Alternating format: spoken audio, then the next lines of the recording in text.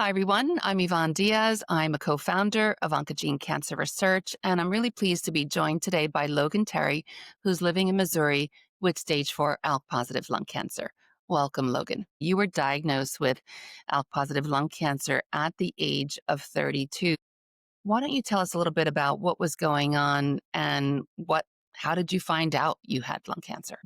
At 32, you're really in the throes of a dumpster fire. You've got a young family. Things are coming together. You're early into your career, and it was just a firestorm in our house. I met myself going out the door most of the time. But how we came to know about this, and my wife and I were doing a bathroom remodel in our master bath. I just didn't have energy, and it kept getting worse and worse. I began to complain about leg pain, and then to the point where I couldn't really walk very well. Matter of fact, I started walking with a cane, and we were still trying to accomplish this bathroom remodel, and we just about get it done. And I just got to the point where I had to go get checked out. Something was wrong. We didn't know what was wrong. I was on testosterone at the time. So I thought with the leg and foot pain, it might have been gout. You know, it's a common side effect, but also blood clots can be a common side effect. And they didn't think it was gout after some blood work. So he said, let's do an ultrasound on your leg. And I didn't even get off the table for the ultrasound before they called the doctor. And then the doctor called me while I was in getting tested and told me, you've got blood clots. We've got to put you on some blood thinners. Long story short, we found that blood thinners weren't working and I was progressively getting worse and didn't know what it was. And in that process, I just looked like trash. I couldn't breathe, had no energy, couldn't walk because of the leg pain, and I began to have a cough. That cough eventually got so bad that my diaphragm started hurting, and I wrapped a belt around my rib cage just to relieve some pressure My because of goodness. how badly I hurt.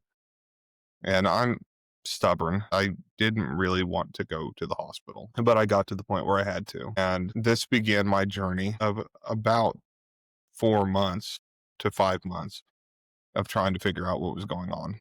Wow.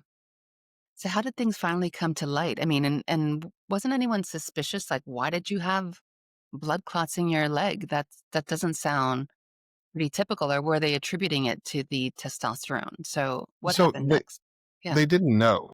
right. My pulmonologist that was the attending at the time I was in the hospital, he truly said, "You're a zebra. We're looking for horses, and you're a zebra. We don't know what's going on." But in that process, I'm laid up in the hospital multiple times for weeks at the local hospital in Joplin. And they began running a series of tests. They found a mass in my lung, and my lungs were riddled with blood clots. And we began treating that mass as though it were a fungal infection because they went in and did a biopsy, and I showed markers for a fungal infection. That's a real common fungus if you've ever been exposed to chickens. And we've got chickens, but we were also raised out in the country, played in the dirt. Everybody in the Ozarks has this fungus at some point in their life. So I had some calcium scarring because of it. Again, everyone here has it. It's just part of growing up in the Ozarks. Wet, moist soil meets parasites or fungus, and that's what you get. So they thought that mass was a fungal infection, just a ball of fungus that got out of hand. And this began the journey of a very inconclusive biopsy that also may have shown signs of cancer. We didn't know. So we were treating with some very stiff antifungal medicine, didn't really see any improvements. And during that time, my breathing got worse and worse and worse. And they finally figured out that I had about 3 liters of fluid on my lung, which 3 liters here in the States, a pop bottle and a half Right. is a lot of fluid to have on one's lung. So we drained that. They put in a drain, and over the course of a day or two, drained my lung, and I felt massive relief. They were running IV fungal medicine in me while I was in the hospital, and to no avail. Didn't really see an improvement at all. They found that via the CT scan, and it was a good size mass, about the size of a baseball that they found. And the assumption was, because I was young, don't smoke, that, hey, this is not cancer. The doctor even said, I'm fairly certain, I would almost bet money on it that this isn't cancer. You're young, you're healthy. It's not going to be that. But I just didn't get any better and progressively was getting worse. I wasn't responding to anticoagulants for blood clots. I went down that nasty journey of the heparin, which those shots are not fun. And they finally put me on Eliquis later, but over the course of time while I was in the hospital, they finally got me taken care of intravenously and got me stabilized there. But I was one sick person at that point in time. I mean, so were you just in hospital the whole time and In and out several in and out? times, but this was over the course of a couple months that I was in and out of the hospital. And there were some emergency trips to the hospital in the process. But my wife was heavily pregnant at this point in time. So, right before my diagnosis, she was 9 months pregnant and navigating this terrible, terrible thing we were going through almost alone. I felt very, very guilty, when you're a husband trying to be a good partner, a good dad, and a provider, and you're struggling just to breathe. It's very, very humbling.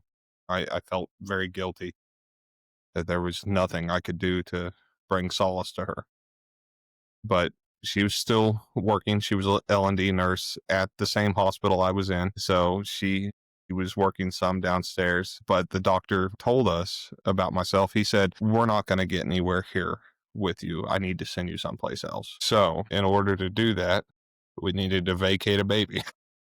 So we scheduled to induce labor sooner than we planned, a few days. And they actually moved heaven and earth without Alyssa knowing. Everyone navigated the system to allow me to get down there to see Harlow be born, which was the most humbling experience ever. It was incredible. I was there for the birth of my son, but I don't feel like I was truly present.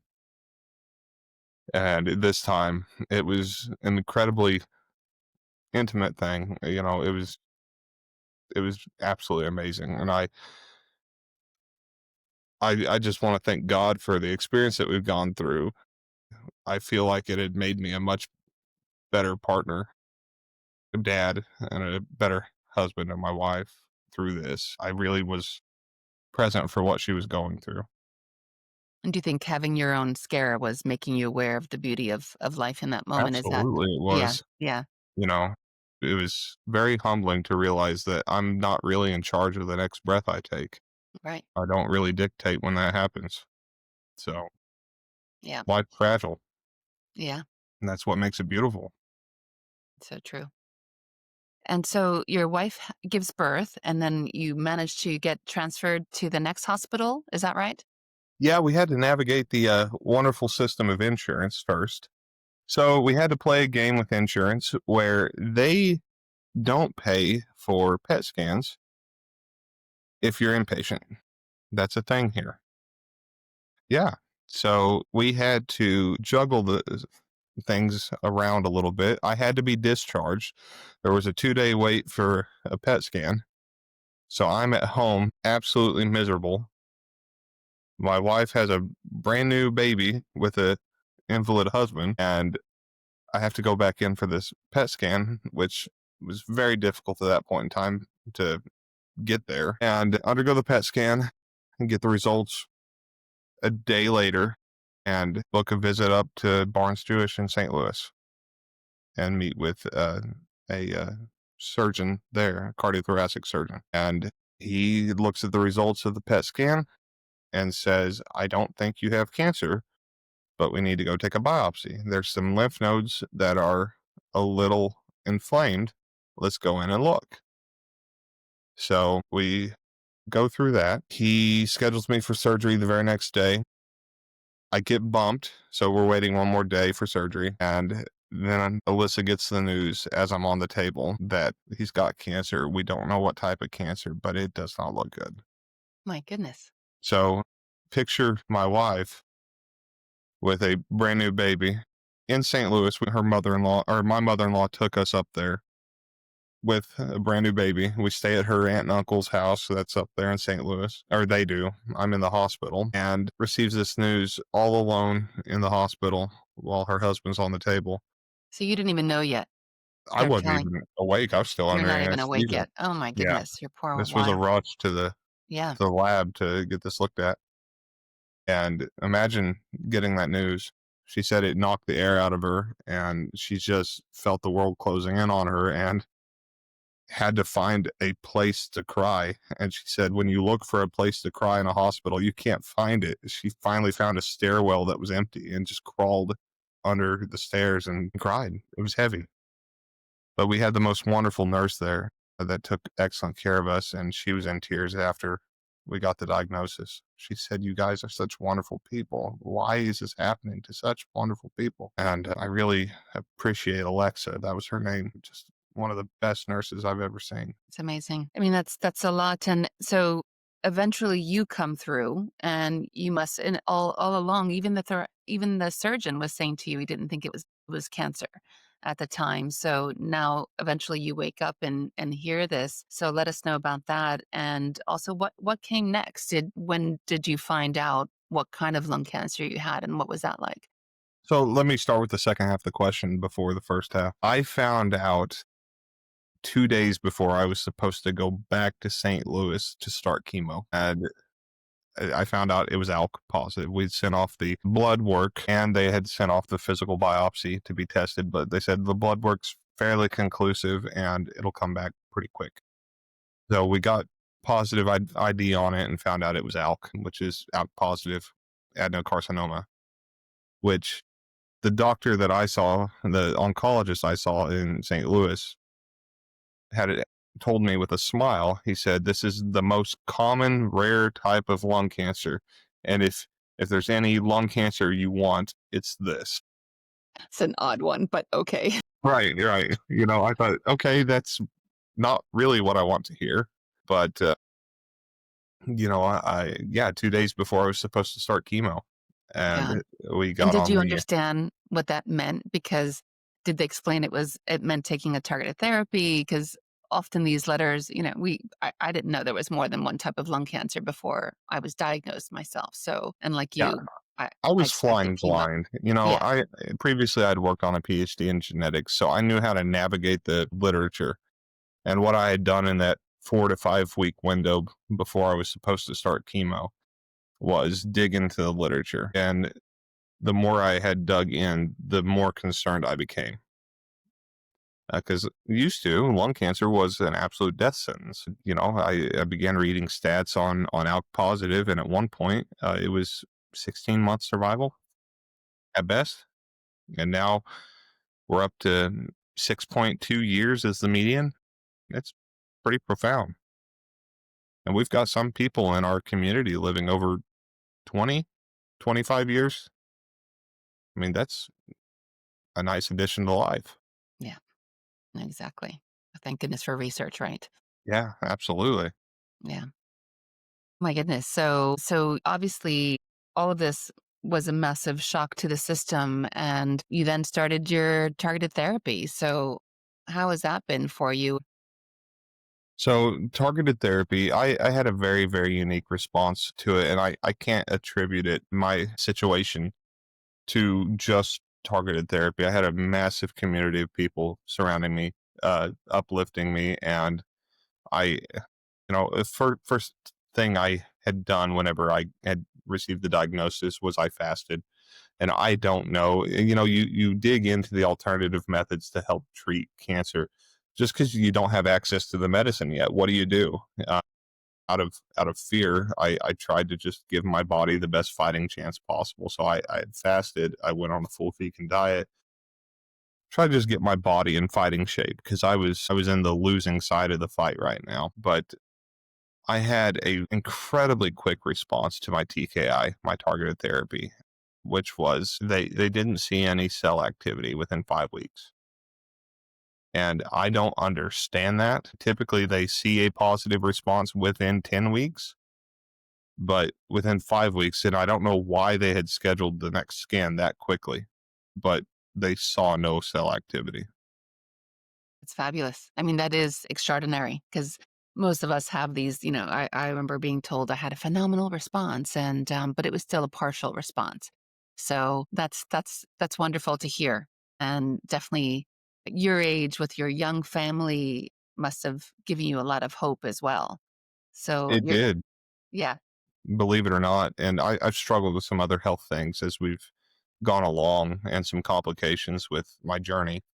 But with that fall of that year, I actually did a 5 mile mountain bike ride.